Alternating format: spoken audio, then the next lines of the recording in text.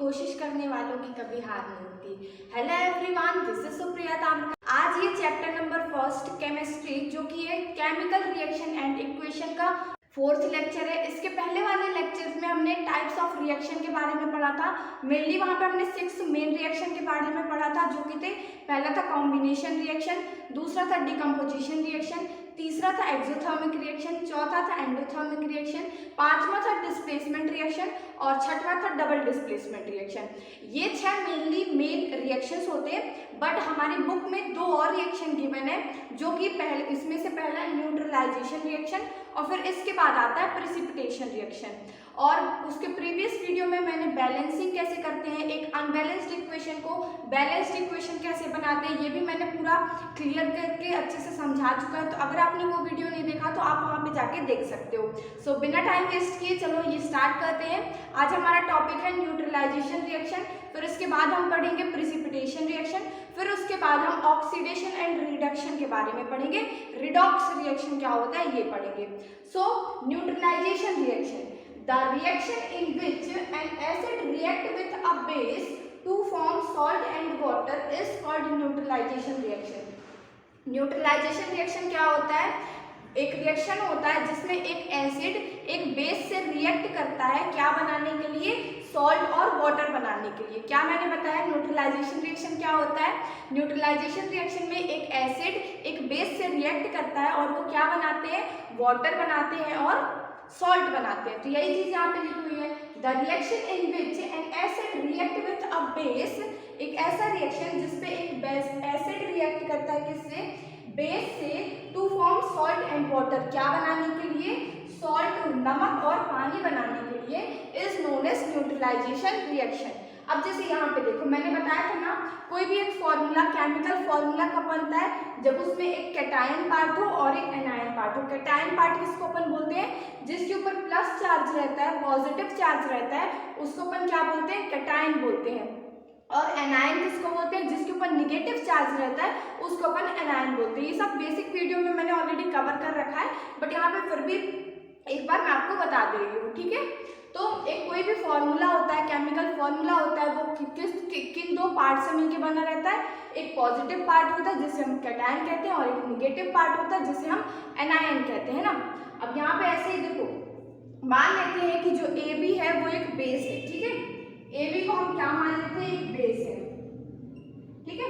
और CD, और ये भी ऐसे फॉर्मूला होगा, एक इसमें पॉजिटिव पार्ट होगा और एक निगेटिव पार्ट होगा। और अब हमारे दिमाग में ये क्वेश्चन भी अराइज हो सकता है कि आप दोनों में पॉजिटिव को आगे क्यों लिख रहे हो? क्योंकि ये रूल है कि हम हमेशा केमिकल फॉर्मूला जब लिखते हैं तो पॉजिटिव वाले पार्ट को आगे लिखते हैं और निगेटिव वाले पार्ट को पीछे लिखते हैं। बट ये जो रूल है ये किस केस में फॉलो नहीं होता? एसीटेट के केस में, ठीक है? एसीटेट क्या होता है? CH3COO-, इसे अपन एसीटेट कहते हैं, ये भी मैंने बताया था, एसीटेट कहते हैं। और एसीटेट के वाले केस में अपन निगेटिव वाले को आगे लिखते हैं, बाकी सारे केसेस में अपन पॉजिटिव वाले को आगे लिखते हैं और निगेटिव वाले को पीछे लिखते हैं।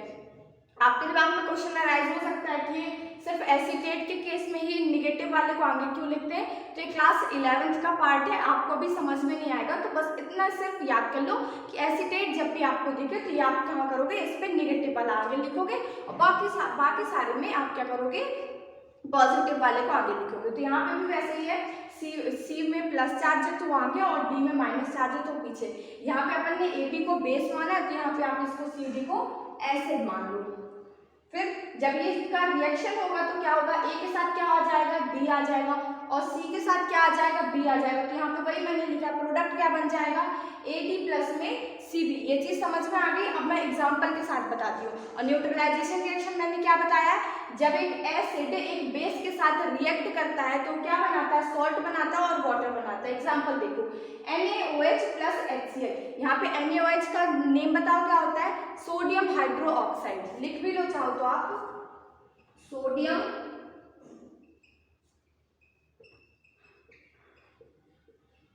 सोडियम हाइड्रोक्साइड, ठीक है।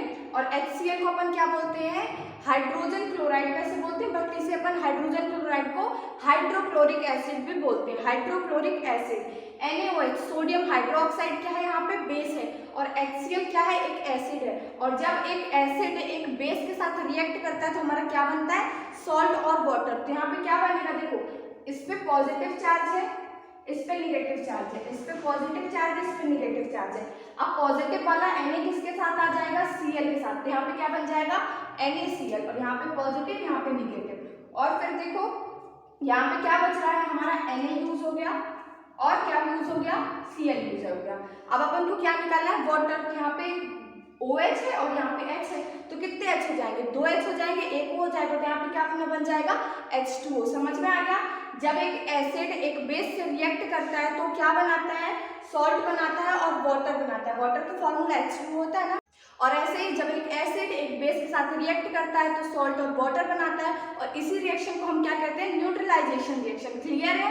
मैं नेक्स्ट एग्जांपल बताऊं, और अच्छा इसको आप चेक भी कर सकते हो कि ये इक्वेशन बैलेंस्ड है या नहीं है, क्योंकि हमेशा हम एग्जाम में एक बैलेंस्ड इक्वेशन लिख के आते हैं, ठीक है। तो आप इसे चेक करो, देखो यहाँ पे एक Na है, यहाँ पे भी एक Na है, यहाँ पे एक H है, यहाँ पे कितने H है, 2 H है, और इस साइड पे भी ये एक H है, ये एक H है, तो इस साइड 2 H है, यहाँ पे भी 2 H है। यहाँ पे ऑक्सीजन कितना है, एक है, इस साइड पे भी एक ऑक्सीजन है। तो ये हम कह सकते हैं कि ये जो हमारा रिएक्शन लिखा हुआ है, केमिकल इक्वेशन लिखा हुआ है, ये क्या है, एक बैलेंस्ड इक्वेशन के फॉर्म में, ठीक है। फिर नेक्स्ट एग्जांपल अपन देखते हैं, calcium hydroxide react with sulphuric acid, it form calcium sulphate and water. देखो यहाँ पे कैल्शियम हाइड्रोक्साइड क्या है, एक बेस है, और ये क्या है, और H2SO4 क्या है, सल्फ्यूरिक एसिड, और सल्फ्यूरिक एसिड को अपन यहाँ पे क्या है, एक ये एसिड है। यहाँ पे आप नेम लिख लेना, ठीक है, मैं बताती जा रही हूँ, आप नेम सबके लिखते चला। CaOH2 को अपन क्या बोलते हैं, कैल्शियम हाइड्रोक्साइड। H2SO4 को क्या बोलते हैं, सल्फ्यूरिक एसिड। तो जब एक एसिड एक बेस के साथ, यहाँ पे आप एसिड को आगे भी लिख सकते हो, बेस को पीछे भी लिख सकते हो, इसमें कोई प्रॉब्लम नहीं है, ठीक है। तो जब एक एसिड एक बेस के साथ रिएक्ट करता है तो क्या बनाता है, सॉल्ट और वाटर। तो यहाँ पे क्या बनेगा, देखो यहाँ पे पॉजिटिव है, यहाँ पे निगेटिव है, यहाँ पे पॉजिटिव है, यहाँ पे निगेटिव है, तो पॉजिटिव Ca किसके साथ आ जाएगा, निगेटिव के साथ। तो यहाँ पे क्या बन जाएगा, CaSO4, जिसे अपन क्या कहते हैं, कैल्शियम सल्फेट। कैल्शियम सल्फेट जो होता है वो एक सॉल्ट होता है, ठीक है, और उसके साथ साथ क्या बनेगा, वाटर बनेगा, H2O। अब इस इक्वेशन को चाहो तो आप बैलेंस कर सकते हो। देखो यहाँ पे Ca कैल्शियम एक है, यहाँ पे भी कैल्शियम एक है, और यहाँ पे देखो जो अपना सल्फेट है वो भी एक है, और यहाँ पे भी सल्फेट एक है। अब यहाँ पे हाइड्रोजन कितने हैं, 2 है, और यहाँ पे भी हाइड्रोजन कितनी है, 2 है। लेकिन यहाँ पे आप वो देखो कि यहाँ पे भी तो 2 हाइड्रोजन है ना। अपन ने सिर्फ यहाँ का हाइड्रोजन थोड़ा देखना है, यहाँ का भी हाइड्रोजन देखना है। तो यहाँ के भी अगर अपन यहाँ का हाइड्रोजन 2 हो गया और यहाँ का हाइड्रोजन 2 हो गया है, तो इस साइड टोटल कितने हाइड्रोजन है, 4 हाइड्रोजन है, 2 हाइड्रोजन नहीं है, 4 हाइड्रोजन है। तो इस साइड कितने हाइड्रोजन है, 2 हाइड्रोजन है। तो यहाँ 2 हाइड्रोजन बनाने के लिए आप क्या करोगे, इसके आगे 2 लगा दोगे, और ये बॉक्स में बना के अपन बैलेंस कर देते, तो बॉक्स में आने की कोई भी जरूरत नहीं है ऐसी। अब आप एक बार चेक कर सकते हो, एक कैल्शियम 2 ऑक्सीजन है ना, ब्रैकेट के बाहर 2 लगा हुआ है, इसलिए 2 ऑक्सीजन, इस साइड में बॉक्स के बाहर 2 लगा, तो यहाँ पे भी 2 ऑक्सीजन हो जाएगा। फिर देखो हाइड्रोजन कितने, 2 हाइड्रोजन यहाँ पे और 2 हाइड्रोजन यहाँ पे, तो टोटल रिएक्टेंट साइड पे कितने हाइड्रोजन हो गए, 4 हाइड्रोजन हो गए। इस साइड पे 4 हाइड्रोजन, और इस साइड पे भी बॉक्स के अंदर 2 लगा हुआ है, और बॉक्स के बाहर भी 2 है, तो 2 2 4 हो जाएगा। इस साइड पे अपने कितने हाइड्रोजन हो गए, 4 हाइड्रोजन हो गए। फिर यहाँ पे एक सल्फेट है, यहाँ पे भी एक सल्फेट है। तो इसी तरह से हम ये कह सकते हैं कि ये भी जो हमारा इक्वेशन है वो एक बैलेंस्ड इक्वेशन है। आपको समझ में आ गया न्यूट्रलाइजेशन रिएक्शन क्या होता है, जब एक एसिड एक बेस के साथ रिएक्ट करता है और वो क्या बनाता है, सॉल्ट और वाटर बनाता है, उसी को हम न्यूट्रलाइजेशन रिएक्शन कहते हैं।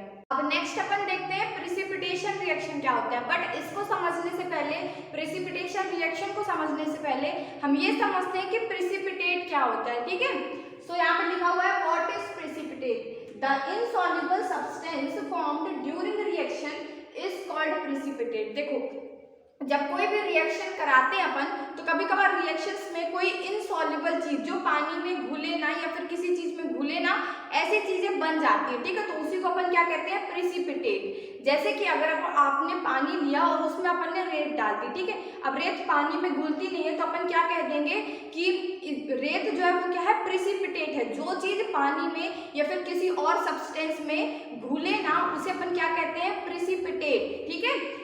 The insoluble substance formed during reaction, जो insoluble जो पानी में घुले ना, जब ऐसा सब्सटेंस रिएक्शन के बाद बनता है तो उसे अपन क्या कहते हैं, प्रिसिपिटेट। क्लियर है ये, कोई प्रॉब्लम? नेक्स्ट प्रिसिपिटेशन रिएक्शन बताऊं, देखो define precipitation reaction. The chemical reaction in which precipitate forms is called precipitation reaction. एक ऐसा रिएक्शन जिसके बाद हमें एक प्रिसिपिटेट मिले, प्रिसिपिटेट का मतलब क्या होता है, इनसॉल्युबल सब्सटेंस मिले, तो वैसे रिएक्शन को अपन क्या कहते हैं, प्रिसिपिटेशन रिएक्शन। फिर से बताओ, the chemical reaction in which a precipitate is formed, एक इनसॉल्युबल, कोई भी एक केमिकल रिएक्शन में जब एक इनसॉल्युबल सब्सटेंस बनता है, हमें मिलता है, तो उसे अपन क्या कहते हैं, प्रिसिपिटेशन रिएक्शन कहते हैं। जैसे आप एग्जांपल देख सकते हो, ये BaCl2, BaCl2 क्या है, barium chloride plus Na2SO4, Na2SO4 क्या है, सोडियम सल्फेट। जब BaCl2 बेरियम क्लोराइड रिएक्ट करता है किससे, सोडियम सल्फेट से, तो हमें क्या मिलता है, बेरियम सल्फेट और NaCl। NaCl क्या है, सॉल्ट है। सॉल्ट का, NaCl का नाम बताओ जरा, जल्दी से बताओ, कब से NaCl बता रहे हैं, सोडियम क्लोराइड। और ये आपने रिएक्शन अगर गौर किया होगा तो ये डबल डिस्प्लेसमेंट रिएक्शन का एग्जांपल भी हमने बताया था ना प्रीवियस लेक्चर में, जब डबल डिस्प्लेसमेंट रिएक्शन का हमने एग्जांपल बताया था, तो ये वही एग्जांपल है सेम। आपको तो याद भी नहीं करना पड़ेगा इसका एग्जांपल। देखो यहाँ पे Ba पॉजिटिव है और ये निगेटिव है, यहाँ पे पॉजिटिव है और ये निगेटिव है। पॉजिटिव वाला किसके साथ आ जाएगा, निगेटिव के साथ, तो BaSO4 आ जाएगा। फिर पॉजिटिव वाला किसके साथ आ जाएगा, निगेटिव के साथ, तो NaCl हो जाएगा। अब आप देखोगे कि ये इक्वेशन वहां पे भी बैलेंस्ड इक्वेशन नहीं थी, हमने इसे बैलेंस किया था, तो बैलेंस करते हैं। यहाँ पे कितने Ba है, 1 है, इस साइड पे कितना है, 1 है। यहाँ पे कितना क्लोरीन है, 2 क्लोरीन है, बट यहाँ पे कितना क्लोरीन है, 1 क्लोरीन है। तो अपन पे इसको बॉक्स में बंद करके इसके आगे क्या लगा देंगे, 2 लगा देंगे। तो अब यहाँ पे भी 2 क्लोरीन हो गए। अब यहाँ पे देखो, यहाँ पे कितने सोडियम है, 2 सोडियम है। इस साइड पे भी पहले 1 सोडियम था, बट जब हमने बॉक्स के बाहर 2 लगा दिया, तो यहाँ पे कितने सोडियम हो गए, 2 सोडियम हो गए। फिर यहाँ पे सल्फेट कितना है, 1 सल्फेट है। यहाँ पे भी कितना सल्फेट है, 1 सल्फेट है। तो ये एग्जाम्पल जो है, तो किसका एग्जाम्पल है, प्रिसिपिटेशन रिएक्शन का भी एग्जाम्पल है। क्यों, क्योंकि यहाँ पे जो BaSO4 बनता है, बेरियम सल्फेट बनता है, ये प्रिसिपिटेट होता है, ठीक है। ये क्या होता है, BaSO4 को अपन क्या बोलते हैं, बेरियम सल्फेट जो होता है वो एक प्रिसिपिटेट होता है, ये नहीं घुलता है। जब ये रिएक्शन होता है तो ये इनसॉल्युबल होता है, घुलता ही नहीं है, इसीलिए ये एक डबल डिस्प्लेसमेंट का भी एग्जांपल है और प्रिसिपिटेशन रिएक्शन का भी एग्जांपल है। फिर से बताओ, मैंने क्या चीजें बताई। प्रिसिपिटेट क्या होता है, जब एक इनसॉल्युबल, जो एक इनसॉल्युबल सब्सटेंस बनता है, कोई भी एक रिएक्शन होने के बाद उसे अपन क्या कहते हैं, प्रिसिपिटेशन रिएक्शन। फिर से रिपीट करो, जब कोई भी रिएक्शन होता है, जब उसमें प्रिसिपिटेट बनता है, प्रिसिपिटेट मतलब कि इनसॉल्युबल सब्सटेंस बनता है, तो उसे अपन क्या कहते हैं, प्रिसिपिटेशन रिएक्शन। और उसका एग्जांपल क्या है, BaCl2 प्लस Na2SO4 जब रिएक्ट करता है तो क्या बनता है, BaSO4 प्लस NaCl। क्लियर है इतनी बात। अब मैं ऑक्सीडेशन और रिडक्शन बताऊंगी इसके बाद, बट उसके पहले अपन कुछ इंडेक्स क्वेश्चन गिवन है वो सॉल्व करते हैं, ठीक है। पहले इंडेक्स क्वेश्चन 2 देखते हैं, फिर उसके बाद अपन ऑक्सीडेशन और रिडक्शन के बारे में पढ़ेंगे। इंडेक्स क्वेश्चन जो कि मेरी बुक में पेज नंबर 10 में गिवन हुआ है, बट आपकी बुक में कोई और पेज नंबर एडिशन चेंज होने की वजह से हो सकता है, तो मैंने क्वेश्चन लिख दिया है, आप इसे अपनी बुक पे देख लेना, ठीक है, कोई प्रॉब्लम नहीं है। वैसे ये इंडेक्स क्वेश्चन क्या होते हैं, जो बुक की एक्सरसाइज के बीच में क्वेश्चंस दिए रहते हैं, बुक के कोई भी एक जब टॉपिक अपन पढ़ते हैं उसके बाद क्वेश्चंस दिए रहते हैं, उन्हें अपन इंडेक्स क्वेश्चन कहते हैं। काफी लोग कंफ्यूज हो जाते हैं, ठीक है। यहाँ पे क्वेश्चन नंबर 1 गिवन है, a solution of X is used for white washing. White washing क्या होती है, देखो जब अपना घर बनता है तो उसे अपन व्हाइट वॉश कराते हैं, वो पुट्टी वगैरह कराते हैं ना अपन, तो वो पुट्टी जो होती है उसी को अपन क्या कहते हैं, व्हाइट वॉश हो रहा है। हमारा घर जब वो सीमेंटेड की छपाई हो जाती है, उसे यही कहते हैं ना, छपाई हो जाती है, तो उसके बाद व्हाइट सब वो लगाया जाता है दीवारों पे ताकि दीवार अच्छी तरह से चिकनी हो जाए, पुट्टी कराई जाती है दीवार में, तो उसी को अपन क्या कहते हैं, व्हाइट वॉश। अब व्हाइट वॉश जो अपन व्हाइट कलर का एक पाउडर, आपने अगर आपके घर में कभी पुट्टी वगैरह हुई हो या फिर व्हाइट वॉश हुआ हो तो आपने देखा होगा कि एक पाउडर टाइप में आता है, पाउडर में पानी मिलाते हैं, उसे घोरते हैं और वो फिर ऐसे ऐसे करके उसको बराबर करके वॉल पे करते हैं, ठीक है। तो उससे अपन को लेना देना नहीं है कि वो कैसे करते हैं, बट वो एक व्हाइट कलर का पाउडर होता है। और वही चीज यहाँ पे क्वेश्चन नंबर पूछ रहा है कि name the substance x and right it's formula. जो व्हाइट कलर का वो जो पाउडर होता है वो एग्जैक्टली होता क्या, उसका नेम क्या होता है, केमिस्ट्री में नेम क्या होता है और उसका फॉर्मूला क्या होता है। तो आप देखो आंसर लिखा हुआ है CaO is used for white washing। CaO मतलब कि क्या है, कैल्शियम ऑक्साइड। तो अपन किससे व्हाइट वॉश करते हैं, किससे पुट्टी होती है अपने यहाँ, कैल्शियम ऑक्साइड से। वो जो बोरी वगैरह में आता है ना, तो वो क्या रहता है, कैल्शियम ऑक्साइड रहता है, ठीक है। तो आपके यहाँ भी जब पुट्टी होगी तो आप क्या कहोगे, दुकान जाओगे तो क्या लेने जाओगे, कैल्शियम ऑक्साइड आप लेने जाओगे, ठीक है। CaO is used for white washing और CaO क्या होता है, कैल्शियम ऑक्साइड। और इसको अपन डेली लैंग्वेजेस में या फिर और उसको दूसरा नाम क्या होता है, क्विक लाइम। उसको अपन क्या कहते हैं कैल्शियम ऑक्साइड को अपन और क्या कहते हैं, क्विक लाइम। तो व्हाइट वॉश के लिए क्या यूज होता है, फिर से बताओ, CaO। उसका फॉर्मूले का नेम क्या होता है, कैल्शियम ऑक्साइड, और इस कैल्शियम ऑक्साइड को अपन क्विक लाइम भी कहते हैं। फिर नेक्स्ट क्वेश्चन देखो, इसी का क्वेश्चन नंबर फर्स्ट का सेकंड पार्ट गिवन है, right the reaction of the substance X with water. अब ये जो सब्सटेंस X का आपने पता लगाया है कि व्हाइट वॉश में यूज होता है, क्या यूज होता है, CO कैल्शियम ऑक्साइड। तो जब ये कैल्शियम ऑक्साइड वाटर से रिएक्ट करेगा तो उसका रिएक्शन क्या होगा, अपन को ये लिखना है। और ये क्वेश्चन में ध्यान देना, अगर आपसे पहला वाला पार्ट नहीं बना तो दूसरा वाला पार्ट नहीं बनेगा, और पहला पार्ट गलत किया तो दूसरा पार्ट भी डेफिनेटली गलत करोगे, इसीलिए ध्यान से करना, ठीक है।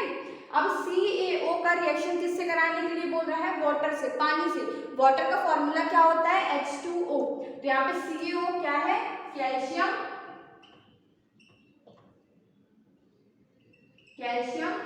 ऑक्साइड, और इसे अपन और क्या कहते हैं, क्विक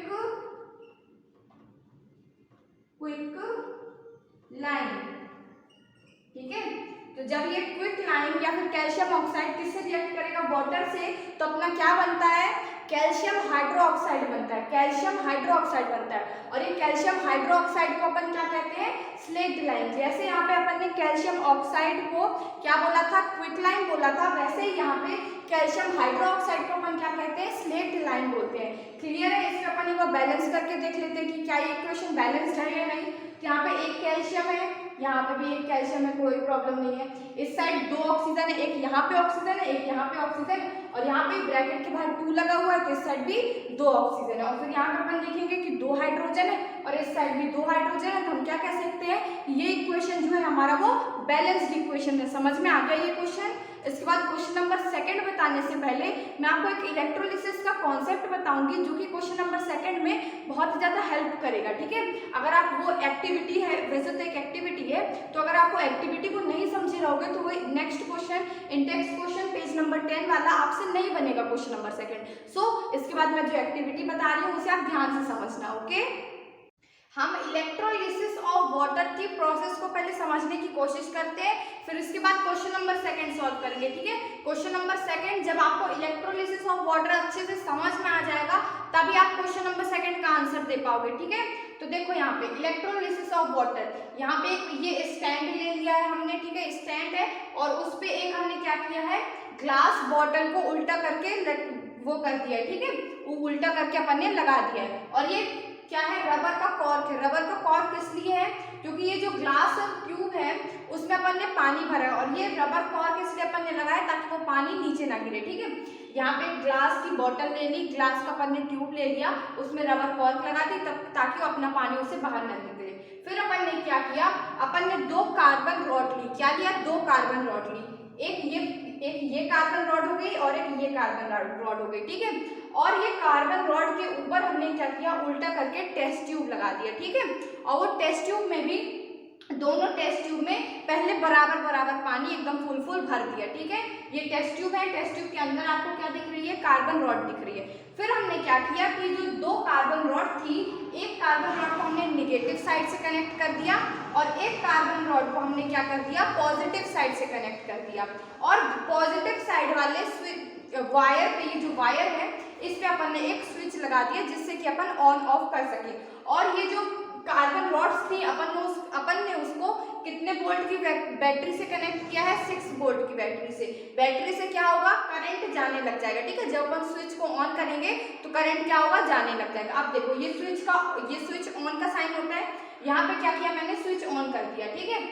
तो जब हम इस बैटरी से ये दोनों कार्बन रॉड को कनेक्ट कर देंगे तो इसमें क्या होने लगेगा, इलेक्ट्रिसिटी पास होने लगेगी। अब यहाँ पे आप ध्यान दो कि मैंने इस पूरे जो ये कंटेनर है, इस पूरे कंटेनर में पानी भर रखा है और ये जो टेस्ट ट्यूब है उनके अंदर भी पहले फुल पानी भरा हुआ था, ठीक है। मैंने बताया ना कि इनमें फुल पानी भरा हुआ था, लेकिन जैसे ही इलेक्ट्रिसिटी ये दोनों कार्बन के जो इलेक्ट्रोड हैं, इलेक्ट्रोड से जब पास होने लग जाएगी, और निगेटिव वाले को क्या बोलते हैं, कार्बन रॉड को, निगेटिव वाले को क्या बोलते हैं, कैथोड बोलते हैं, और पॉजिटिव से जो कनेक्टेड है उससे क्या बोलते हैं, एनोड बोलते हैं। तो जब यहाँ से इलेक्ट्रिसिटी पास होने लग जाएगी तो धीरे धीरे ये जो पानी है अंदर, पानी का क्या होने लगेगा, डिकम्पोजिशन होने लगेगा, वाटर का क्या होने लग जाएगा, डिकम्पोजिशन होने लग जाएगा। और यहाँ पे ध्यान दो कि जब ये H2O, यहाँ पे ही बता देते, देखो जब ये H2O जो रहेगा ये डिकम्पोज होगा, यहाँ पे कौन सा रिएक्शन होगा, डिकम्पोजिशन रिएक्शन। तो जब H2O डिकम्पोज होगा तो ये H2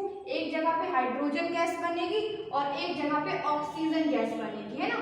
अब यहाँ पे देखो ये इक्वेशन तो बैलेंस्ड इक्वेशन नहीं है, यहाँ पे 2 हाइड्रोजन है, यहाँ पे भी 2 हाइड्रोजन है, लेकिन यहाँ पे 1 ऑक्सीजन है और यहाँ पे 2 ऑक्सीजन है। तो इसे बैलेंस करने के लिए हम यहाँ पे क्या लगा देंगे, यहाँ पे 2 लगा देंगे और यहाँ पे 2 लगा देंगे, तो ये बैलेंस हो जाएगा। देखो 2 2 जा 4 हाइड्रोजन, 2 2 जा 4 हाइड्रोजन और यहाँ पे 2 ऑक्सीजन, यहाँ पे भी 2 ऑक्सीजन। तो हम यहाँ पे क्या देख रहे हैं कि जब वाटर का जो होता है डिकम्पोजिशन होगा तो कौन कौन सी गैस बनेगी, हाइड्रोजन गैस बनेगी और ऑक्सीजन गैस बनेगी। और जब 2 मॉलिक्यूल्स हाइड्रोजन के क्या होंगे, डिकम्पोज होंगे, तो हाइड्रोजन जो होता है वो डबल अमाउंट में बनता है। क्या बनता है, हाइड्रोजन जो है वो डबल अमाउंट में बनता है और जो ऑक्सीजन है वो सिर्फ सिंगल अमाउंट में बनता है। देखो अगर 2 मॉलिक्यूल्स वाटर के डिकम्पोज होंगे तो हमें क्या क्या मिलेगा, 2 मॉलिक्यूल्स किसके मिलेंगे, हाइड्रोजन गैस के, और 1 मॉलिक्यूल किसका मिलेगा हमें, ऑक्सीजन गैस के। ये क्लियर हो रहा है कि जो हाइड्रोजन गैस है वो ऑक्सीजन गैस से डबल अमाउंट में हमें मिलेगी। क्या मैं बता रही हूँ, फिर से एक बार रिपीट कर रही हूँ,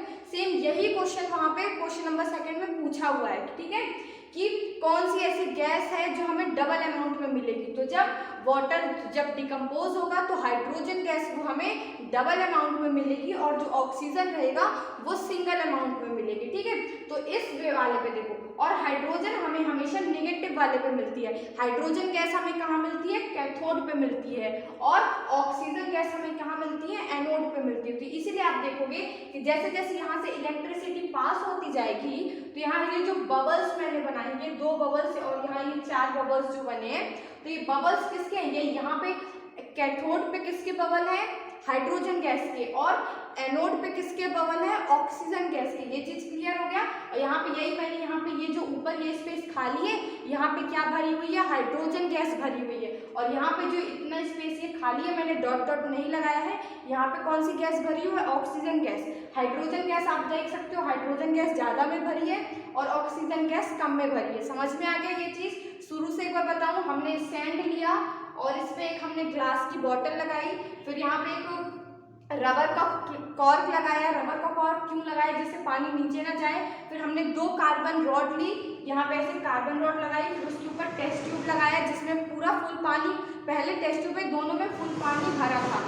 फिर ये कार्बन रॉड जहाँ जिसे अपन निगेटिव से कनेक्ट करते हैं उसे क्या बोलते हैं, कैथोड बोलते हैं, और कार्बन रॉड जिसे अपन पॉजिटिव से कनेक्ट करते हैं उसे क्या बोलते हैं, एनोड बोलते हैं। जैसे ही हम ये स्विच को ऑन करेंगे, जैसे ही करंट जाना फ्लो होगा तो धीरे धीरे इस कैथोड वाले ट्यूब पे हम क्या बनने लग जाएगी, हाइड्रोजन गैस बनने लग जाएगी, और ये एनोड वाले ट्यूब पे क्या बनने लग जाएगी, ऑक्सीजन गैस बनने लग जाएगी। और ये जो हाइड्रोजन गैस है ये डबल अमाउंट में क्यों है, क्योंकि जब वाटर डिकम्पोज होता है तो दो हाइड्रोजन मिलते हैं अपन को और 1 ऑक्सीजन मिलता है। क्लियर है ये। तो इसीलिए यहाँ पे हाइड्रोजन जो गैस है वो डबल अमाउंट में रहेगी, किससे, ऑक्सीजन से। और ये चीज जरूर याद रखना कि जो हाइड्रोजन गैस है वो हमें कैथोड पे मिलेगी और जो ऑक्सीजन गैस है वो हमें कहाँ मिलेगी, एनोड पे मिलेगी। क्लियर हो गया इतना। तो यहाँ पे देखो इंडेक्स क्वेश्चन पेज नंबर 10 पे जो अपन अभी सॉल्व कर रहे थे उसका क्वेश्चन नंबर 2 गिवन है।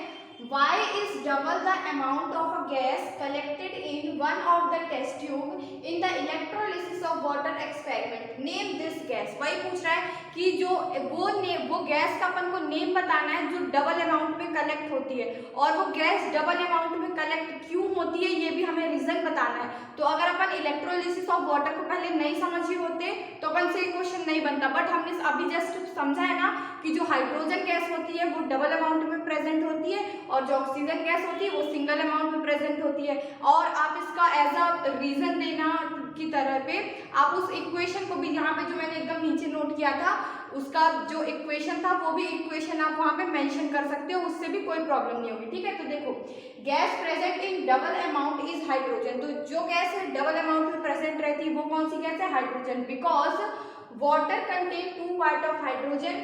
वाटर का जो फॉर्मूला है उसमें 2 पार्ट किसके रहते हैं? हाइड्रोजन के रहते हैं, as compare to 1 part of the oxygen element.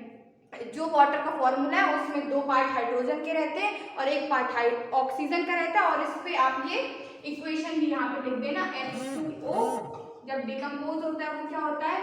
H2 बनता है प्लस O2 बनता है। और इसको जब आप बैलेंस करते हो तो यहाँ पे अपन क्या करते हैं? 2 लगाते हैं और यहाँ पे भी 2 लगाते हैं। क्लियर हो गया ये क्वेश्चन? समझ में आ गया अच्छे से? अब हमारा नेक्स्ट टॉपिक है रिडक्शन एंड ऑक्सीडेशन। ऑक्सीडेशन क्या होता है, रिडक्शन क्या होता है? आप लोगों को डर लग रहा होगा कि ये रिडॉक्स रिएक्शन क्या होता है, कोई बड़ा सा रिएक्शन होता होगा। बिल्कुल भी आसान टॉपिक है, क्लास 10th में ये चीजें आसान है, बट जैसे आप क्लास 11th में जाओगे तो रिडॉक्स रिएक्शन नाम का एक अलग से चैप्टर होता है और वो थोड़ा सा कठिन पड़ता है। बस क्लास 10th में लेकिन जो टॉपिक दिया हुआ है वो बहुत छोटे लेवल पे दिया हुआ है, आपको ऐसी कोई प्रॉब्लम नहीं जाएगी। मैं आसानी से आपको रिडॉक्स रिएक्शन समझाऊंगी, बिल्कुल भी टेंशन मत लो। ठीक है, तो देखो what is oxidation reduction reaction. Oxidation reduction reaction क्या होता है? और इसी ऑक्सीडेशन रिडक्शन रिएक्शन को ही अपन क्या कहते हैं? रिडॉक्स रिएक्शन कहते हैं। रिडॉक्स रिएक्शन किसे कहते हैं अपन? ऑक्सीडेशन रिडक्शन रिएक्शन को ही अपन क्या कहते हैं? रिडॉक्स रिएक्शन कहते हैं। तो देखो the reaction in which one reactant get oxidised while the other reactant get reduced during a reaction, such a reaction is called redox reaction। Sorry reduction he, redox reaction. अब आप बोलोगे मुझे कुछ भी समझ में नहीं आया, मैं यहाँ पे इसीलिए खड़ी हूँ ताकि मैं आपको समझा सकूँ। ठीक है, तो देखो यहाँ पे मैंने एक इक्वेशन लिखी है CuO। CuO क्या होता है? क्विकलाइन। क्विकलाइन का नेम क्या होता है? Copper oxide. कॉपर ऑक्साइड जब हाइड्रोजन से रिएक्ट करता है तब क्या होता है? क्या बनता है?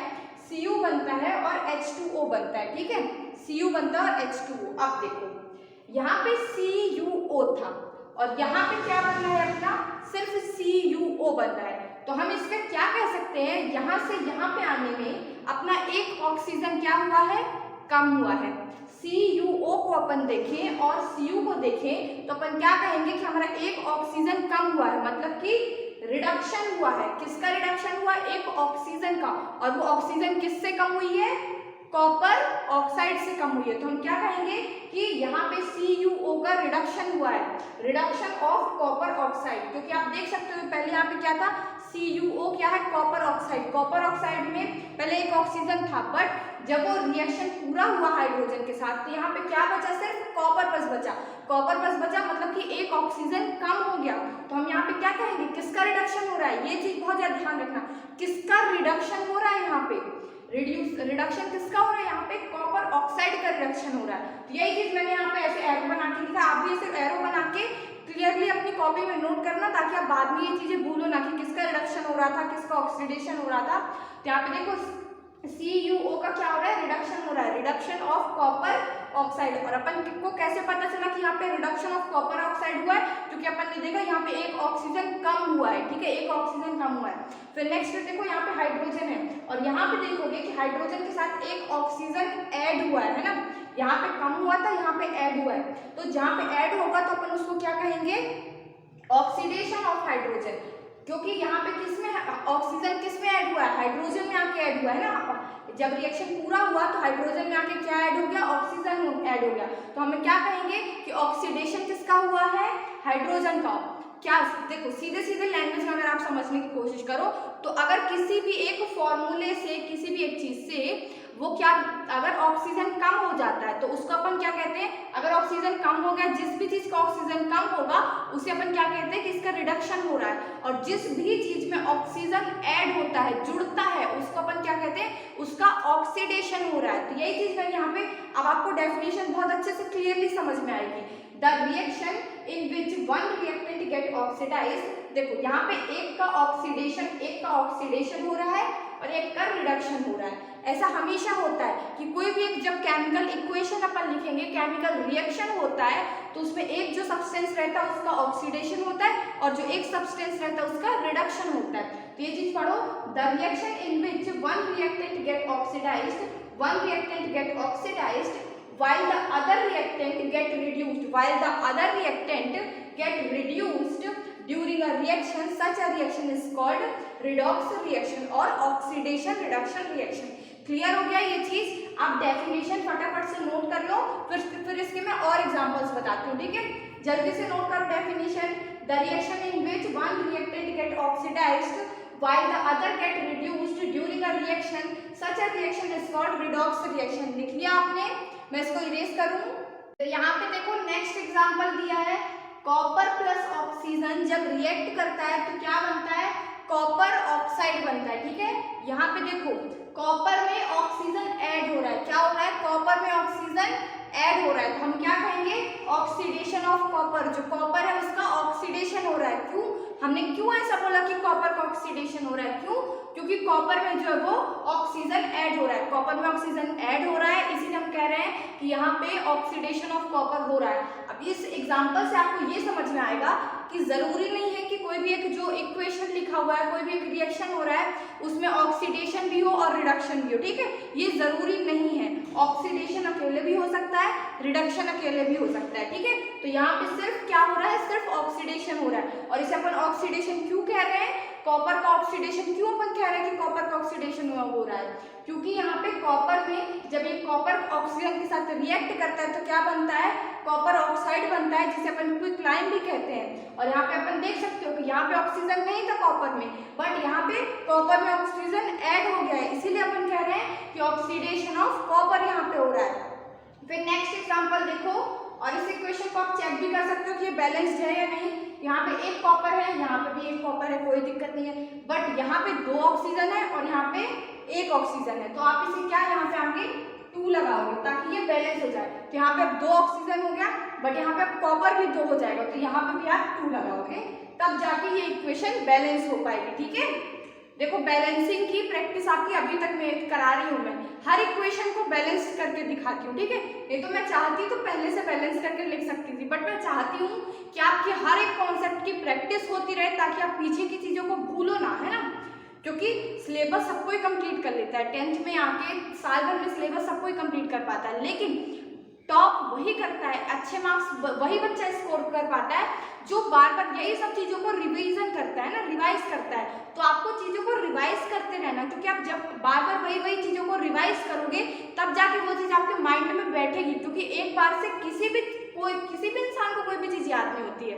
इवन जब मैं क्लास 12th में थी, मैंने एक चैप्टर को 12 बार 13 बार रिवाइज किया था, और आपको लग रहा होगा मैं एक्सेजरेट करके बोल रही हूँ, बढ़ा चढ़ा के बोल रही हूँ, तो ये बिल्कुल भी गलत सोच रहे हो, आप सच बता रहे हैं। जब तक आप बार बार वही चीजों को रिवाइज नहीं करोगे तब तक आप चीजों को याद नहीं कर पाओगे। इसीलिए जो बैलेंसिंग वगैरह के क्वेश्चंस वगैरह हैं आप उन्हें कंटिन्यूअसली प्रैक्टिस करते रहो। ऐसा नहीं कि आपने आज सॉल्व कर लिया और फिर 4 महीने बाद उस बुक को खोलोगे, 4 महीने बाद उस कॉपी को खोलोगे, भूल जाओगे, सब कुछ नहीं याद रहेगा, ठीक है? तो इसीलिए बार बार चीजों को रिवीजन करते रहो। फिर यहाँ पे अपन नेक्स्ट एग्जांपल देखते हैं, एग्जांपल नंबर 3 गिवन है ZnO। ZnO क्या है, जिंक ऑक्साइड जब किससे कार्बन के साथ रिएक्ट करता है तो क्या बनता है, जिंक बन जाता है और कार्बन मोनोऑक्साइड बन जाता है। CO क्या होता है, carbon monoxide, carbon monoxide CO को बोलते हैं, ठीक है? तो देखो जब जिंक ऑक्साइड कार्बन के साथ रिएक्ट करता है तो क्या बनता है, हमारा जिंक बनता है और कार्बन मोनोऑक्साइड बनता है। अब आप यहाँ पे देखोगे, यहाँ पे ZnO है, मतलब कि जिंक के साथ ऑक्सीजन भी है, लेकिन यहाँ पास सिर्फ जिंक बस है, तो यहाँ पे जिंक ऑक्साइड का क्या हो रहा है, ZnO का क्या हो रहा है, रिडक्शन हो रहा है। क्यों रिडक्शन क्यों बोलेंगे अपन, क्योंकि इससे एक ऑक्सीजन कम हो रहा है ना। ZnO में पहले ऑक्सीजन था, बट जब रिएक्शन कंप्लीट हुआ तो प्रोडक्ट साइड पे हमने देखा कि एक ऑक्सीजन कम हो गया। जब ऑक्सीजन कम होता है तो अपन उसको क्या कहते हैं, रिडक्शन बोलते हैं। तो अपन क्या कहेंगे कि रिडक्शन ऑफ जिंक ऑक्साइड। इस पर्टिकुलर इक्वेशन में, इस रिएक्शन में रिडक्शन किसका हो रहा है, जिंक ऑक्साइड का रिडक्शन हो रहा है। अपन क्यों बोलेंगे जिंक ऑक्साइड का रिडक्शन हो रहा है, क्यों, क्योंकि उसमें एक ऑक्सीजन कम हो रहा है। ठीक है, अब फिर यहाँ पे देखो कार्बन को देखो, यहाँ पे सिर्फ कार्बन अकेला है, बट यहाँ पे कार्बन मोनोऑक्साइड बना, मतलब कि कार्बन में ऑक्सीजन ऐड हुआ है ना। क्या हो रहा है, रिएक्टेंट साइड पे कार्बन सिर्फ अकेला है, बट यहाँ पे आप देखोगे तो जो कार्बन में ऑक्सीजन ऐड हो चुका है। जब ऑक्सीजन किसी भी चीज में ऐड होगा तो अपन क्या कहेंगे कि उसका क्या हो रहा है, ऑक्सीडेशन हो रहा है। सो यहाँ पे अपन क्या कहेंगे कि कार्बन का ऑक्सीडेशन हो रहा है। कार्बन का ऑक्सीडेशन क्यों कहेंगे, क्योंकि कार्बन में जब अपन देखेंगे कि रिएक्टेंट साइड पे कार्बन पे कोई भी ऑक्सीजन नहीं था, बट प्रोडक्ट साइड पे कार्बन में एक ऑक्सीजन आ चुका है। इसीलिए हमने कहा है कि यहाँ पे ऑक्सीडेशन किसका हो रहा है, कार्बन का ऑक्सीडेशन हो रहा है और जिंक ऑक्साइड का रिडक्शन हो रहा है। क्लियर हो गया ये एग्जांपल। नेक्स्ट एग्जांपल समझाऊं, और इसको आप चेक भी कर सकते हो कि ये बैलेंस्ड है या नहीं। देखो यहाँ पे एक जिंक है, यहाँ पे भी एक जिंक है, कोई प्रॉब्लम नहीं है। इस साइड पे एक कार्बन है, इस साइड पे भी एक कार्बन है, इस साइड पे एक ऑक्सीजन है, इस साइड पे भी एक ऑक्सीजन है। तो ये जो इक्वेशन है ये पहले से ही एक बैलेंस्ड इक्वेशन है। कोई प्रॉब्लम, समझ में आ गया। देखो नेक्स्ट एग्जांपल देखो, MnO4 मैग्नीज ऑक्साइड। Mn क्या होता है, मैग्नीज। मैग्नीज ऑक्साइड जब रिएक्ट करता है हाइड्रोक्लोरिक एसिड HCl के साथ तो क्या बनाता है, मैग्नीज क्लोराइड बनाता है। ये MnCl2 क्या है, मैग्नीज क्लोराइड। और क्या बनाता है, वाटर बनाता है, और साथ में ही क्लोरीन भी निकलती है, क्लोरीन गैस निकलती है। ठीक है, तो अब यहाँ पे देखो, यहाँ पे MnO2 था, ठीक है, मैग्नीज के साथ में क्या है, ऑक्सीजन भी है। लेकिन जब अपन इस साइड पे देख रहे हैं तो मैग्नीज के साथ अब क्या ऐड हो चुका है, क्लोरीन ऐड हो चुका है और ऑक्सीजन हट चुका है। क्या मैंने बताया, यहाँ पे अपन रिएक्टेंट साइड पे देख रहे हैं कि यहाँ पे क्या मैग्नीज ऑक्साइड है, और जब वो HCl के साथ रिएक्ट करता है तो क्या बनता है, मैग्नीज क्लोराइड बनता है और H2O बनता है और क्लोरीन। और यहाँ से मैग्नीज ऑक्साइड से क्या ऑक्सीजन हट रहा है, टोटल ऑक्सीजन हट रहा है। तो अपन क्या कहेंगे कि मैग्नीज ऑक्साइड का क्या हो रहा है, रिडक्शन हो रहा है। किसका रिडक्शन हो रहा है, मैग्नीज का रिडक्शन हो रहा है। और यहाँ पे देखो HCl में देखो, यहाँ पे क्या हो रहा है, H के साथ पहले Cl था, लेकिन अब यहाँ पे अपन प्रोडक्ट साइड पे देखेंगे तो H के साथ हाइड्रोजन के साथ क्या आ गया है, ऑक्सीजन आ गया। तो अपन क्या कह सकते हैं कि यहाँ पे किसका ऑक्सीडेशन हुआ है, oxidation of hydrochloric acid. HCl को अपन क्या कहते हैं, हाइड्रोक्लोरिक एसिड। तो हम क्या कहेंगे कि HCl का, हाइड्रोक्लोरिक एसिड का यहाँ पे क्या हुआ है, ऑक्सीडेशन हुआ है। HCl का ऑक्सीडेशन कैसे अपन कह सकते हैं कि HCl का ऑक्सीडेशन हुआ है, क्योंकि यहाँ पे HCl में ऑक्सीजन ऐड हुआ है ना, Cl हट गया है और उसमें ऑक्सीजन ऐड हो गया है। जब किसी भी चीज में ऑक्सीजन ऐड होता है तो अपन उसको क्या कहते हैं, ऑक्सीडेशन कहते हैं। और जब किसी भी चीज से ऑक्सीजन हटता है, रिमूव होता है, तो अपन उसे क्या कहते हैं, रिडक्शन कहते हैं। आई होप आपको ये तीनों एग्जाम्पल, 4 एग्जाम्पल मैंने बताया, पूरे क्लियर हो गए। आप ये एग्जाम्पल को चाहो तो नोट कर सकते हो। इसके बाद मैं आपको अच्छे से ऑक्सीडेशन और रिडक्शन की क्लियर डेफिनेशन बताती हूँ, ठीक है। बट इससे पहले आप ये एग्जाम्पल, तीनों एग्जाम्पल यहाँ पे लिखे हुए हैं, इसे नोट कर लो। नोट कर लिया सबने, अब मैं इरेज करूँ इसे, नोट करो फटाफट से।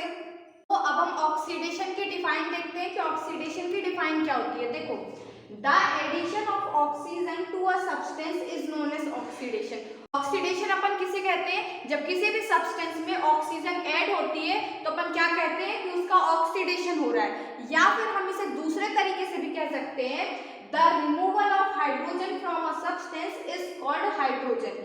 जब किसी भी सब्सटेंस से हाइड्रोजन रिमूव हो उसे भी अपन क्या कहते हैं, ऑक्सीडेशन। मैंने 2 डेफिनेशन बताई, ये दोनों पॉइंट्स को आपको एग्जाम में लिखना बहुत ही ज्यादा इंपॉर्टेंट है, क्योंकि ये दोनों तरीके से अपन ऑक्सीडेशन किसका हो रहा है ये पता लगाते हैं। देखो, सबसे पहले चीज मैंने क्या बताई, जब किसी भी सब्सटेंस में ऑक्सीजन ऐड होता है तो अपन उसे क्या कहते हैं कि ऑक्सीडेशन हो रहा है। या फिर जब किसी भी सब्सटेंस से हाइड्रोजन रिमूव होता है तो उसे अपन क्या कहते हैं कि यहाँ पे भी ऑक्सीडेशन हो रहा है। क्या है, ऑक्सीजन ऐड होता है लेकिन हाइड्रोजन जब रिमूव होता है तो अपन उसे क्या कहते हैं, ऑक्सीडेशन हो रहा है। मेरे साथ फिर से आप इस बात को रिपीट करो, ऑक्सीडेशन कब अपन कहते हैं कि ऑक्सीडेशन हो रहा होता है। पहला है कि जब ऑक्सीजन ऐड होता है किसी भी सब्सटेंस में, जब ऑक्सीजन ऐड होता है तब उसे अपन ऑक्सीडेशन कहते हैं, और जब या तो फिर किसी भी सब्सटेंस से हाइड्रोजन जो होता है वो रिमूव होता है तब भी अपन उसे क्या कहते हैं कि ऑक्सीडेशन हो रहा है। फिर अपन नेक्स्ट देखते हैं रिडक्शन। यहाँ पे यही चीज मैंने लिखी हुई एक बार और पढ़ के बता देती हूँ। The addition of oxygen to a substance is called oxidation, ठीक है। फिर नेक्स्ट लिखा हुआ है the removal of hydrogen from a substance is also called oxidation. Clear है ये 2 पॉइंट। अब मैं रिडक्शन बताऊं, देखो रिडक्शन बताती हूँ। The addition of hydrogen to a substance is called reduction. जब किसी भी सब्सटेंस में क्या होता है, हाइड्रोजन ऐड होता है, यहाँ पे क्या हो रहा था, हाइड्रोजन रिमूव हो रहा था, लेकिन रिडक्शन में क्या होता है, हाइड्रोजन ऐड होता है। जब किसी भी सब्सटेंस में हाइड्रोजन ऐड होता है तो उसे अपन क्या कहते हैं, रिडक्शन हो रहा है। फिर नेक्स्ट देखो, the removal of oxygen from a substance is called reduction. क्या बोल रही हूँ, the removal of oxygen from a substance is known as reduction. देखो दोनों बातें समझ में आ गई। अब मैं एक बार क्लियरली दोनों को अलग अलग बताती हूँ। ऑक्सीडेशन मैंने क्या बताया कि जब किसी भी, गिर गया मेरा मार्कर, जब किसी भी सब्सटेंस में ऑक्सीजन ऐड होता है तो अपन उसको क्या कहते हैं, ऑक्सीडेशन कहते हैं। फिर जब किसी भी सब्सटेंस से ऑक्सीजन रिमूव होता है उसे अपन क्या कहते हैं, रिडक्शन कहते हैं। जब किसी भी सब्सटेंस से हाइड्रोजन रिमूव होता है तो उसे अपन क्या कहते हैं, ऑक्सीडेशन कहते हैं। और जब किसी भी सब्सटेंस में हाइड्रोजन जो होता है वो ऐड होता है तो उसे अपन क्या कहते हैं, रिडक्शन कहते हैं। फिर से एक बार रिपीट कर रही हूँ, ये पॉइंट स्टार बना के अपनी कॉपी में नोट कर लो। काफी बार बच्चे कंफ्यूज हो जाते हैं, मैं इवन खुद भी कंफ्यूज हो जाती थी, इसीलिए फिर से एक बार रिपीट कर रही हूँ, आप लिखते चलना साथ में, ठीक है। जब किसी भी सब्सटेंस से ऑक्सीजन रिमूव होता है, ऑक्सीजन रिमूव होता है तो उसे अपन क्या कहते हैं, रिडक्शन कहते हैं। और जब किसी भी सब्सटेंस में ऑक्सीजन जो होता है वो ऐड होता है तो उसे अपन क्या कहते हैं, ऑक्सीडेशन कहते हैं। फिर देखो अब हाइड्रोजन के टर्म्स में अपन देखते हैं, ठीक है, ये तो रही बात ऑक्सीजन के टर्म्स में थी, अब हाइड्रोजन के टर्म्स में देखते हैं। जब किसी भी सब्सटेंस में हाइड्रोजन जो होता है वो ऐड होता है, हाइड्रोजन क्या होता है, ऐड होता है। जब हाइड्रोजन ऐड होगा तो उसे अपन क्या कहेंगे, रिडक्शन कहेंगे। और जब हाइड्रोजन रिमूव होगा तो उसे अपन क्या कहेंगे, ऑक्सीडेशन कहेंगे। आई होप आपको ये वाला कॉन्सेप्ट क्या कब ऐड होता है तो किसे क्या बोलते हैं, कब रिडक्शन बोलते हैं, कब ऑक्सीडेशन बोलते हैं, आपको क्लियर हो गया होगा, समझ में आ गया। या अच्छे से नोट कर लो बिल्कुल अपनी कॉपी में, नहीं तो बार बार फिर कंफ्यूज होगे। तो नोट कर लिया, जब ऑक्सीजन ऐड होता है तो उसे ऑक्सीडेशन कहते हैं, जब हाइड्रोजन ऐड होता है तो उसे रिडक्शन कहते हैं, और जब हाइड्रोजन रिमूव होता है तो उसे अपन क्या कहते हैं, ऑक्सीडेशन कहते हैं, और जब ऑक्सीजन रिमूव होता है तो उसे अपन क्या कहते हैं, रिडक्शन कहते हैं। 4 बातें मैंने यहाँ पे बोल दी हूँ, फटाफट से इसे नोट कर लो। अब नेक्स्ट हम देखते हैं ऑक्सीडाइजिंग एजेंट क्या होता है और रिड्यूसिंग एजेंट क्या होता है। आपको ऑक्सीडेशन और रिडक्शन तो क्लियर हो गया ना, उसको पहले क्लियर कर लो अच्छे से, एक बार वीडियो को पॉज कर लो, उसको पहले क्लियर कर लो, फिर आगे का देखना, ठीक है। देखो oxidising agent, the substance which give oxygen for oxidation is called oxidising agent. देखो ऐसा सब्सटेंस जो ऑक्सीजन देता है किसके लिए, ऑक्सीडेशन के लिए, उसको अपन क्या कहते हैं, ऑक्सीडाइजिंग एजेंट कहते हैं। फिर नेक्स्ट देखो, the substance which remove hydrogen is called oxidising agent. जिस सब्सटेंस का जो हाइड्रोजन होता है वो रिमूव हो रहा होता है उसे अपन क्या कहते हैं, ऑक्सीडाइजिंग एजेंट कहते हैं। क्या 2 चीजें मैंने बताई कि ऐसा सब्सटेंस जो ऑक्सीजन देता है ऑक्सीडेशन के लिए उसे अपन क्या कहते हैं, ऑक्सीडाइजिंग एजेंट कहते हैं। यहाँ पे ये वर्ड याद रखना, ऑक्सीडाइजिंग एजेंट, ठीक है। फिर नेक्स्ट देखो, the substance which remove hydrogen is called oxidising agent. और वैसा सब्सटेंस जो हाइड्रोजन रिमूव भी करता है उसे भी अपन क्या कहते हैं, ऑक्सीडाइजिंग एजेंट कहते हैं। 2 चीजें समझ में आई, ऐसा सब्सटेंस जो ऑक्सीजन ऑक्सीडेशन के लिए ऑक्सीजन देता है उसे भी ऑक्सीडाइजिंग एजेंट कहते हैं, और एक ऐसा सब्सटेंस जो कि हाइड्रोजन रिमूव करता है अपने आप से उसे भी अपन ऑक्सीडाइजिंग एजेंट कहते हैं। फिर नेक्स्ट देखो, reducing agent, the substance which give hydrogen for reduction is known as reducing agent. ऐसा सब्सटेंस जो हाइड्रोजन देता है किसके लिए, रिडक्शन के लिए, the substance which give hydrogen for reduction, ऐसा सब्सटेंस जो हाइड्रोजन देता है रिडक्शन के लिए उसे भी अपन क्या कहते हैं, रिड्यूसिंग एजेंट कहते हैं। फिर नेक्स्ट देखो, the substance which remove oxygen is also known as reducing agent. और ऐसा सब्सटेंस जो कि ऑक्सीजन को अपने आप से रिमूव करता है उसे भी अपन क्या कहते हैं, रिड्यूसिंग एजेंट कहते हैं। कहते हैं। क्या यहाँ पे 4 बातें मैंने बताई, फटाफट से रिपीट करती हूँ। The substance which give oxygen for oxidation, ऐसा सब्सटेंस जो कि ऑक्सीजन देता है ऑक्सीडेशन के लिए, उसे अपन क्या कहते हैं, ऑक्सीडाइजिंग एजेंट। फिर ऐसा सब्सटेंस जो हाइड्रोजन देता है किसके लिए, रिडक्शन के लिए, उसे भी अपन उसे क्या कहते हैं, रिड्यूसिंग एजेंट कहते हैं। फिर देखो ऐसा सब्सटेंस जो कि हाइड्रोजन अपने आप से रिमूव करता है, उसे भी अपन क्या कहते हैं, ऑक्सीडाइजिंग एजेंट कहते हैं। और फिर ऐसा सब्सटेंस जो अपने आप से ऑक्सीजन रिमूव करता है, उसे अपन क्या कहते हैं, रिड्यूसिंग एजेंट कहते हैं। आई होप आपको फिर से ये 4 पॉइंट समझ में आ गए। ये आप 4 पॉइंट नोट कर लो, प्रीवियस 4 पॉइंट पहले आप रिवीजन करो, फिर ये 4 पॉइंट नोट करो। इसके बाद मैं आपको एग्जांपल से एग्जैक्टली समझाती हूँ ना, क्योंकि हमें चीजें पूरी चीजें डेफिनेशन से क्लियर नहीं हो पाती है ना, एग्जाम्पल की हमें जरूरत पड़ती है। तो आप ये चीजों को फटाफट से नोट कर लो एक बार, फिर मैं एग्जाम्पल से आपको समझाती हूँ। यहाँ पे देखो एक एग्जाम्पल गिवन है, वही एग्जाम्पल मैंने पहले भी बताया था, फिर से उसी एग्जाम्पल की हेल्प से मैं समझा रही हूँ। CuO + H2, Cu क्या है, कॉपर ऑक्साइड। कॉपर ऑक्साइड को अपन क्या बोलते हैं, क्विकलाइन भी बोलते हैं। जब वो हाइड्रोजन से रिएक्ट करता है तो क्या बनता है, कॉपर बनता है और वाटर बनता है। अब देखो यहाँ पे मैंने क्या बताया था कि यहाँ पे CuO है और यहाँ पे क्या है, कॉपर। जब यहाँ से ऑक्सीजन रिमूव हो रहा है, क्या हो रहा है, ऑक्सीजन रिमूव हो रहा है, तो अपन उसे क्या कहेंगे, यहाँ पे रिडक्शन हो रहा है ना। रिडक्शन मैंने क्या बताया, रिडक्शन क्या होता है, मैंने अभी वो 4 पॉइंट लिखाए थे ना। तो रिडक्शन कब होता है, जब किसी भी चीज में या तो हाइड्रोजन ऐड हो या तो फिर ऑक्सीजन उससे रिमूव हो। मैंने क्या बताया, रिडक्शन कब होता है, जब किसी भी चीज में या तो हाइड्रोजन ऐड हो या तो फिर ऑक्सीजन रिमूव हो। तो यहाँ से क्या हो रहा है, हाइड्रोजन इसमें ऐड तो नहीं हो रहा है ना, यहाँ पे CuO में हाइड्रोजन ऐड तो नहीं हो रहा है, बट ऑक्सीजन रिमूव जरूर हो रहा है। और जब ऑक्सीजन रिमूव होता है तो उसे अपन क्या कहते हैं, रिडक्शन कहते हैं। इसीलिए यहाँ पे CuO का क्या हुआ है, रिडक्शन हुआ है। रिडक्शन क्यों हुआ है, क्योंकि यहाँ पर रिमूवल ऑफ ऑक्सीजन हटा है, इसीलिए हम कह सकते हैं यहाँ पे CuO का रिडक्शन हुआ है। फिर देखो हाइड्रोजन का देखो, H2 में देखो यहाँ पे क्या है, H2O में ट्रांसफर हो, चेंज हो गया है ना। तो यहाँ पे अपन ऑक्सीडेशन क्यों कहेंगे, क्योंकि H2 में ऑक्सीजन जो है वो ऐड हुआ है। तो अपन कहेंगे जब इसमें H2 में ऑक्सीजन ऐड हुआ है तो यहाँ पे क्या हुआ है, ऑक्सीडेशन हुआ। अपन ऑक्सीडेशन कब बोलते थे, या तो उसमें ऑक्सीजन ऐड हो जाए या तो फिर हाइड्रोजन उससे रिमूव हो जाए। तो इसमें क्या हो रहा है, हाइड्रोजन में यहाँ पे क्या हो रहा है, हाइड्रोजन ऐड तो नहीं हो रहा है बट ऑक्सीजन ऐड हो रहा है ना। यहाँ पे H2 में हाइड्रोजन में ऑक्सीजन ऐड हो रहा है, इसीलिए अपन क्या कहेंगे कि यहाँ पे ऑक्सीडेशन हो रहा है। ऑक्सीडेशन किसका हो रहा है, हाइड्रोजन का यहाँ पे ऑक्सीडेशन हो रहा है, addition of oxygen. Oxygen H2 में हाइड्रोजन में ऑक्सीजन ऐड हो रहा है, इसीलिए अपन क्या कहेंगे कि हाइड्रोजन का ऑक्सीडेशन हो रहा है। क्लियर हो गया ये। फिर अपन ऑक्सीडाइजिंग एजेंट किसको बोलते थे, जो चीज ऑक्सीजन दे, है ना, जो चीज ऑक्सीजन हमें दे उसे अपन क्या कहते थे, ऑक्सीडाइजिंग एजेंट। और रिड्यूसिंग एजेंट अपन किसे कहते थे, जो चीज हमें हाइड्रोजन दे, जो चीज हमें हाइड्रोजन दे उसे हम क्या कहते हैं, रिड्यूसिंग एजेंट। तो यहाँ पे देखो कि ऑक्सीडाइजिंग एजेंट क्या है, ऑक्सीजन निकाल कौन रहा है, ऑक्सीजन अपने आप से निकाल कौन रहा है, यहाँ पे CuO कॉपर ऑक्साइड जो है वो ऑक्सीजन को निकाल रहा है।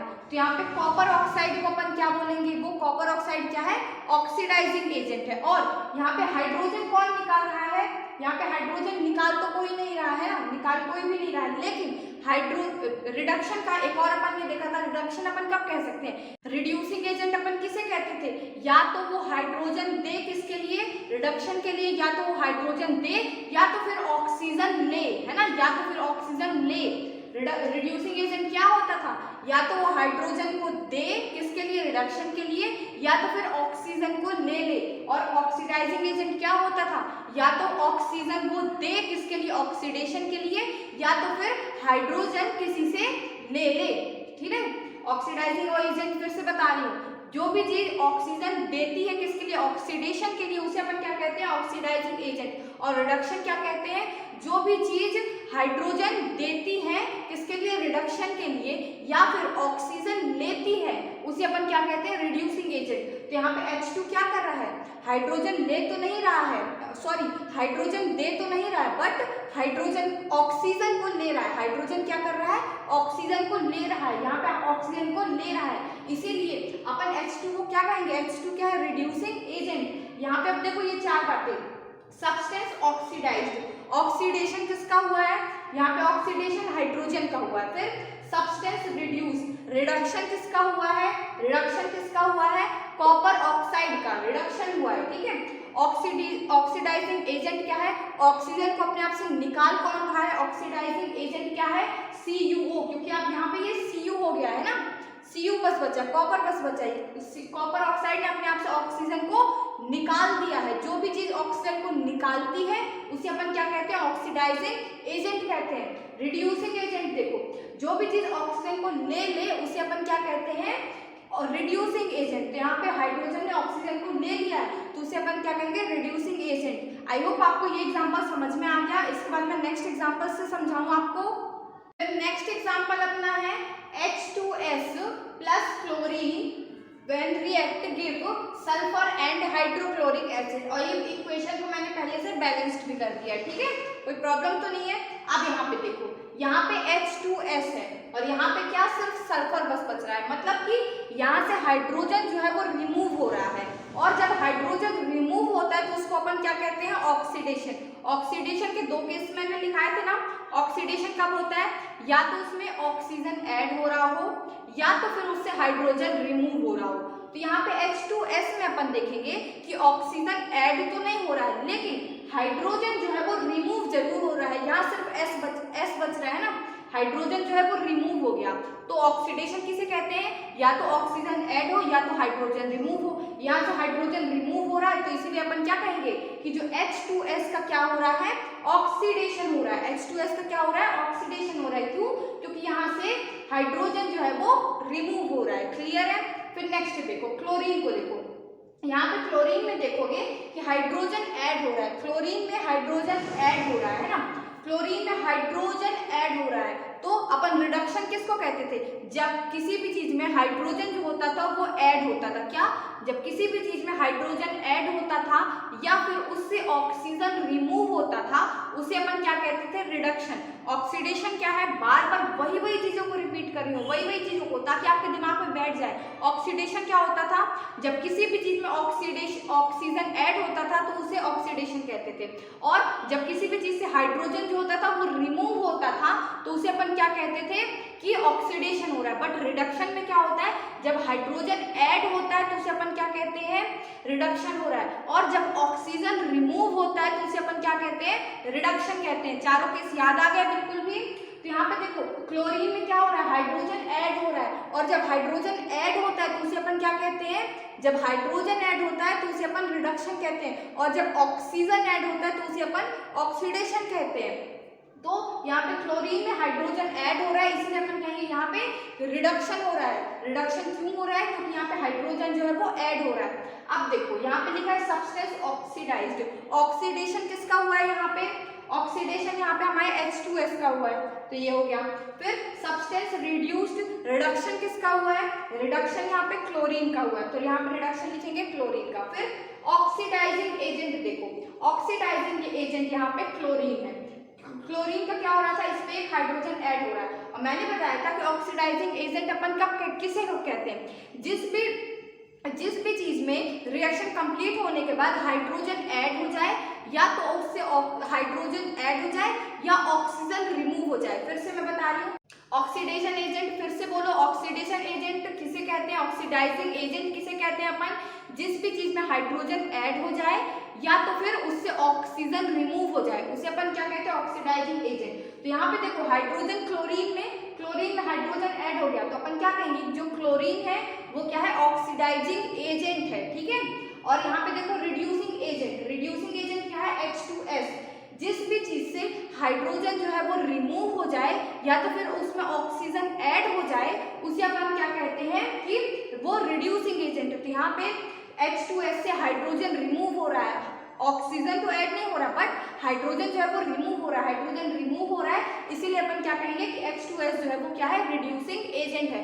क्लियर हो गया, आसान है ना, क्लियर हो गया। आसान तो आपको पहली बार में नहीं लगेगा बट यहाँ पे एक छोटी सी आप ट्रिक याद कर लो कि जिस भी चीज का ऑक्सीडेशन होता है ना, जैसे यहाँ पे H2S का ऑक्सीडेशन हो रहा है, जिस भी चीज का हमारा ऑक्सीडेशन होगा वो हमारा रिड्यूसिंग एजेंट होगा। बहुत इंपॉर्टेंट पॉइंट है, कोई नहीं बताता ये, मैं बता रही हूँ। शॉर्ट ट्रिक है, फटाफट से बिना ये सब ऑक्सीजन और हाइड्रोजन का झमेला देखे आप बता सकते हो। देखो बस आप इतना पता लगा लेना कि किसका ऑक्सीडेशन हो रहा है, किसका रिडक्शन हो रहा है, ये पता चल गया अपन को बहुत आसानी से। अब आप बोल रहे हो मेरे से ऑक्सीडाइजिंग एजेंट और रिड्यूसिंग एजेंट में बहुत कंफ्यूजन हो रहा है, सीधे देखो यहाँ पे H2S का क्या हो रहा है, ऑक्सीडेशन हो रहा है, ठीक है। जिसका ऑक्सीडेशन होगा उसे अपन क्या कहेंगे, ये रिड्यूसिंग एजेंट है, रिड्यूसिंग एजेंट है। क्लियर हो गया। जिस भी चीज का अपना ऑक्सीडेशन हो रहा होगा वो हमारा रिड्यूसिंग एजेंट रहेगा। और यहाँ पे Cl के केस में देखो, Cl2 के केस में जिस भी चीज का हमारा रिडक्शन हो रहा होगा, जिस भी चीज का हमारा रिडक्शन हो रहा होगा वो हमारा क्या होगा, ऑक्सीडाइजिंग एजेंट होगा। ठीक है, क्लियर है। जिस भी चीज का ऑक्सीडेशन हो रहा होगा वो हमारा रिड्यूसिंग एजेंट भी रहेगा, और जिस चीज का हमारा रिडक्शन हो रहा होगा वो हमारा ऑक्सीडेशन एजेंट रहेगा, ऑक्सीडाइजिंग एजेंट रहेगा। क्लियर है, समझ में आ गया सबको इतना। सो आई होप, मुझे लगता है कि आपको ये ऑक्सीडेशन और रिडक्शन का बिल्कुल भी पूरा अच्छी तरह से क्लियर हो गया होगा। ये टॉपिक क्लियर हो गया है ना। इसके पहले मैंने न्यूट्रलाइजेशन रिएक्शन बताया था। न्यूट्रलाइजेशन रिएक्शन क्या होता था, when a acid react with a base to form salt and water, it is called neutralisation reaction. और फिर मैंने प्रिसिपिटेशन रिएक्शन भी बताया था। प्रिसिपिटेशन रिएक्शन क्या होता था कि the chemical reaction in which a precipitate forms is known as precipitation reaction। precipitate क्या होता था, the insoluble substance, insoluble जो पानी में ना घुले उसे अपन क्या कहते थे, precipitate। so I hope आपके सारे डाउट्स और आपके सारे कॉन्सेप्ट बिल्कुल भी क्लियर हो गए हैं। अगर आपको अभी भी कोई डाउट बचा है तो आप डेफिनेटली मुझसे पूछ सकते हो। ऐसे ही हर टॉपिक को आसानी से मस्ती के साथ समझने के लिए मेरे चैनल सुप्रिया ताम्रकार को सब्सक्राइब करो एंड इस वीडियो को लाइक करो and do share this video with your friends. Thank you so much.